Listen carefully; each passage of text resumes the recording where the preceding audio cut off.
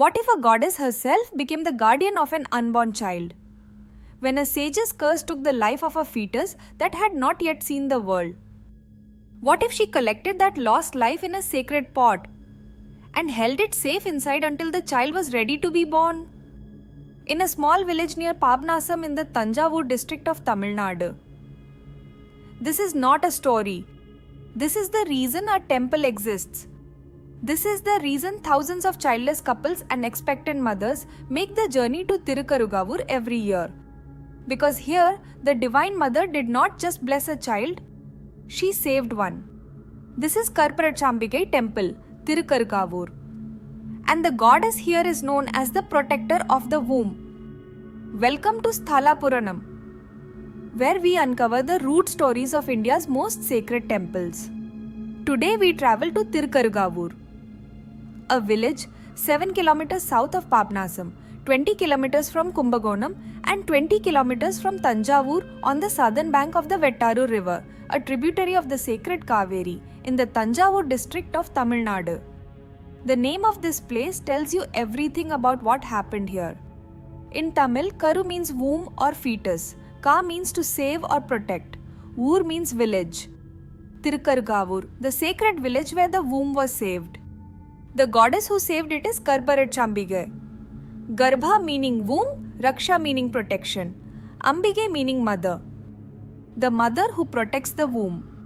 This temple is not merely a beautiful Sora era sacred site, though it is that too, built in the 7th century with 31 royal inscriptions.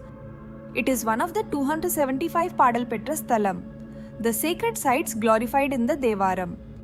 It is one of the 5 Pancha Aranya Sthalam, the 5 forest temples of the Thanjavur Kumbakonam, Thiruvarur region. And it is the first of those 5 to be visited. But none of those honors explain why thousands of people come here every year.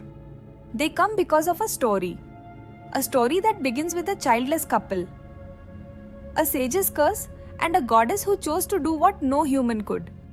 Long ago, in the time when this place was still a dense forest of jasmine, the Mullaivananathar, 2 great sages named Gautama and Garga were performing intense penance here. A devoted couple named Nithruva and Vedikai lived near them, serving the sages with complete dedication. Nithruva and Vedikai had everything: devotion, simplicity, love, but one sorrow that would not leave them. They had no child. With the grief that only childless couples truly understand, they shared this pain with the sages. The sages listened with compassion. They told Nithruva and Vedikai, in this jasmine forest, there is no temple, no idol. But look at that anthill, wrapped in jasmine creepers, fragrant and covered in flowers. Worship that anthill as Lord Shiva. Perform puja to the Lord of the jasmine forest for 48 days. The divine couple will hear your prayer. Nithruva and Vedikai worshipped the jasmine-wrapped anthill with complete faith. And the Lord of the jasmine forest, Mullaivananathar, heard them. Vedikai conceived. The couple's joy was complete. A child was growing within her. Life was about to change. Then one day, Nithruva was called away. The god Varuna summoned him to perform a sacred yagna, and Nithruva, as a devoted sage, had to go. He left his wife alone. She was heavily pregnant. While Nithruva was away, another sage, Urtvabhadar, came to the couple's hut seeking alms. Vedikai heard his call. But she was in her final weeks of pregnancy, exhausted, uncomfortable, struggling to move. She was not ignoring him. She was simply unable to respond quickly. Urtvabhadar, not knowing any of this, waited outside. He felt he was being ignored and insulted. His anger rose. And in his fury, not knowing the condition of the woman inside, not knowing the life being carried within her, he pronounced a curse. The curse struck. Inside Vedikai's womb, the life that had been prayed for, wept for, waited for across years was extinguished. Vedikai's grief is beyond description. The child she had waited for was gone. She had done nothing wrong. She had harmed no one. And yet, the worst thing that could happen to a mother had happened. In the depths of that grief, Vedikai turned to the only one she had always turned to. She prayed to the goddess, the consort of Mullaivananathar, the divine mother of this jasmine forest, with everything she had, not asking for revenge, not asking for the sage to be punished, simply asking, Mother, what do I do? And the goddess came. She appeared before Vedikai as Garbharakshambigai, the protector of the womb, and she did something that no human medicine, no human wisdom, no human power could have done. She collected the lost fetus, the extinguished life, and placed it inside a sacred pot, a Kalasha, and she kept it there, protected, sustained, nourished. And when the time came, when the child was fully formed, the goddess returned the child to Vedikai, a healthy son named Neitruvan. But the story does not end there. The baby needed mother's milk. Vedikai, having not carried the child in her body through those final months, could not nurse him. The goddess called upon Kamadhenu, the sacred celestial cow, to nourish the child. Kamadhenu came to the jasmine forest, and where her divine hoof struck the earth, a spring of milk appeared. That spring of milk became the Ksheera Kundam, the milk pond, which stands in front of this temple to this day. The water in that tank is considered sacred, and its origin is not myth. It is the memory of how a goddess provided for a child that had been lost and found again. When Nithruva returned from the yagna and heard everything that had happened, the curse, the loss, the divine intervention, the birth of their son through the goddess's own protection, he was overwhelmed. He and Vedikai came before the Lord and the goddess with complete gratitude, and they made a request that was not for themselves. They asked, please remain here in this jasmine forest forever, not just for us, but for every couple who will come after us carrying the same grief we once carried. Protect every womb, bless every child, be here for all of them as you were here for us. The divine couple agreed, and from that day, the goddess has been here, protecting every womb that is entrusted to her care. And the jasmine forest town took the name that carries the miracle within it, Thirukarukavur, the sacred village where the womb was saved.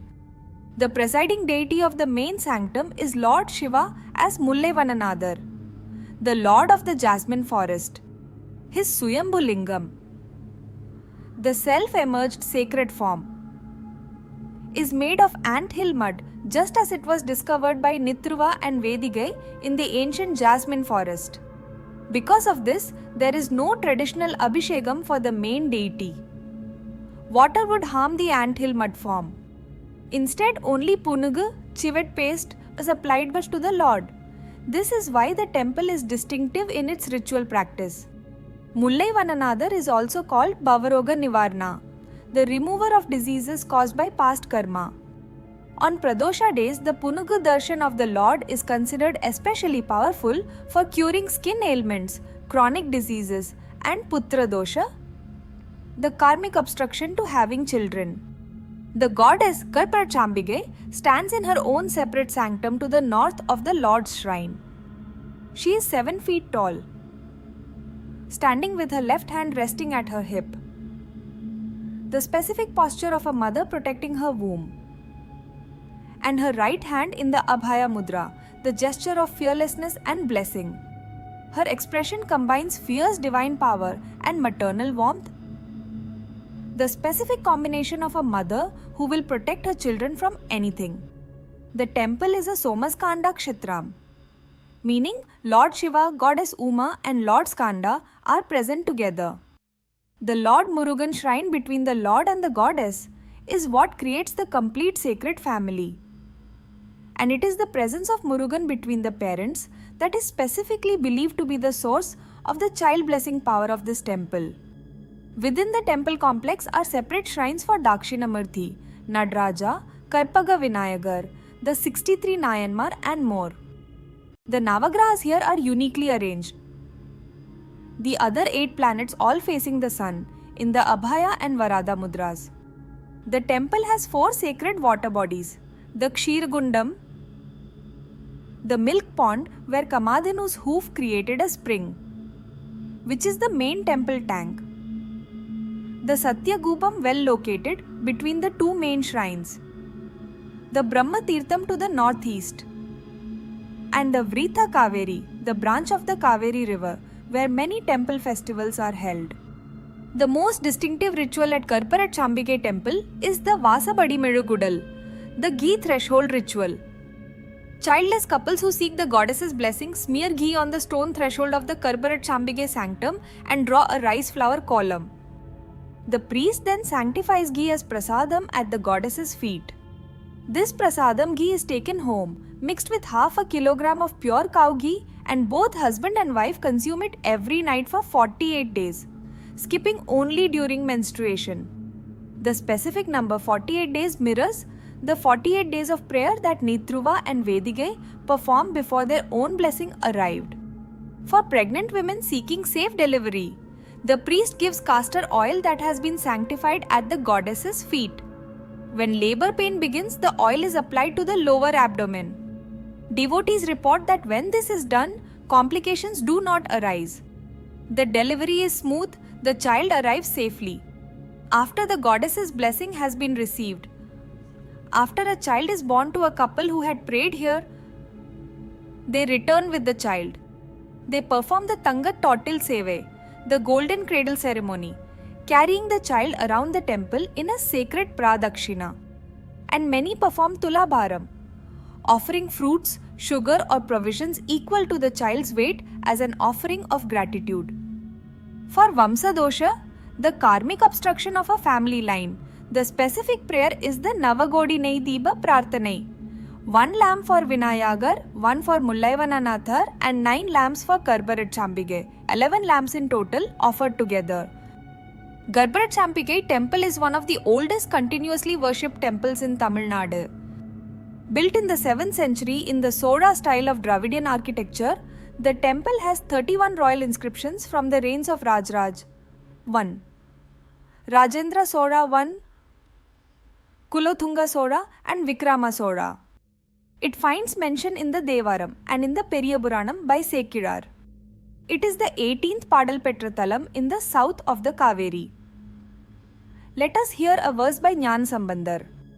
முத்திரங்கு முறுவல் உமை அஞ்சவே மத்த யானை மருக அவ்வூரி வாங்கிய கத்தை போர்த்த கடவுள் கடுகாவூர் M அத்தர் வண்ணம் அடலும் அடல் வண்ணமே.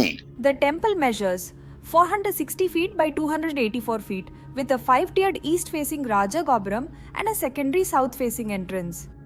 The Vasanta Mandapam is on the north side.